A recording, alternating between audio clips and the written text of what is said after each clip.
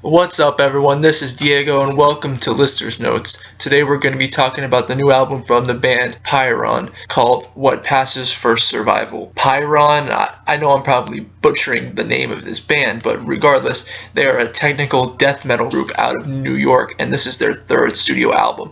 And wow, is this thing a wild ride. Pyrrhon manages to make a very technical sound, but they don't sacrifice the intensity or the viscera just for musicianship and playing. This album will shred through your ears with a combination of buzzsaw, winding guitar passages, and just animalistic drumming. It's pure chaos just from the opener, the song called The Happy Victim's Creed, which features a combination of some low guttural growls and some high-pitched shrieks. And I just love how this song feels like a non-stop ride to hell.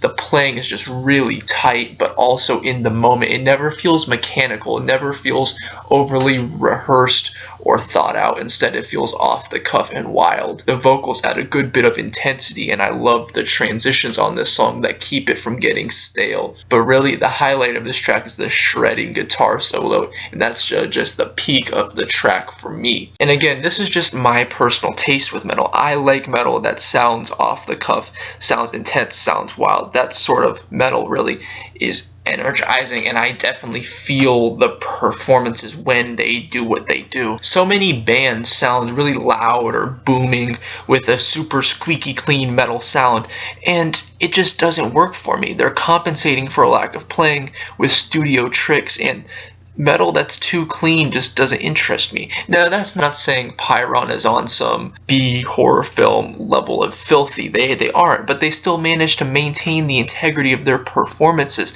and that's where the energy of the music comes from, the power of their performances. The song Goat Mockery Ritual has these gurgles that sound like a clogged drain, similar to Artificial Brain's last album, which was another really good technical death metal album. But this song combines it again with breakneck guitar playing. The guitar playing on this album is just so ridiculous. Not even because of the technical aspects of it, but just the impact it puts on me alone, the intensity, the viscera it imparts on me as a listener. It just gets the blood pumping. I really love the grooves on this song that go along with this throttling bass. Now, I do have a few complaints about this album. For one, there are a couple screams on the second track that really don't do much for me. They're kind of uninteresting. They're more shouted than anything else. And also, the start of the track, Trash Talk Landfill, really doesn't have the guitar work that the rest of the album does, and it falls flat, especially since it follows up the very doom-inspired and textured song called Tennessee. Tennessee does sap the breakneck speed out of the album, but it on its own manages to be entertaining because it has these throat-shredding shrieks and just doom metal and sludgy type of textures. Sure, it's slower, but there's just so much sound play happening here. Trash Talk Landfill, it doesn't manage to bring back that intensity, and as a whole it just feels flat because it doesn't have the texture of Tennessee and it doesn't have the intensity that was shown prior on this album. Plus, it also has some guttural growls that really fall in the background with the mix, and they almost feel pointless, like they don't really impart anything on the sound. They just seem like background nonsense. But I would say after that, the great songs return with the Unraveling series. It's 3 tracks that are rather short. The first one, though, in particular, Hegemony of Grasping Fear, has some drum fills that I really like, and they go well with the just non-stop winding guitars. And after those cuts, we're just hit with this 12-minute closer, which on itself sounds very ambitious, and I was really hoping it would showcase a lot of the band's talents, but it ends up being a bit disappointing for me. I don't feel like it really works as a closer.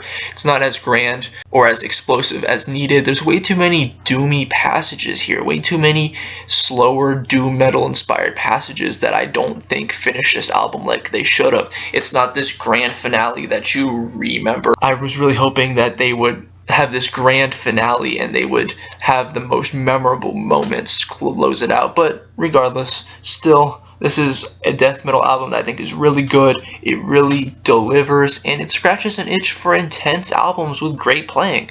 I definitely recommend that metal fans and death metal fans in particular check it out. It's a 76 out of 100 for me. Let me know what you guys think about it in the comments below. Thank you for watching, and I'll see you on the next video.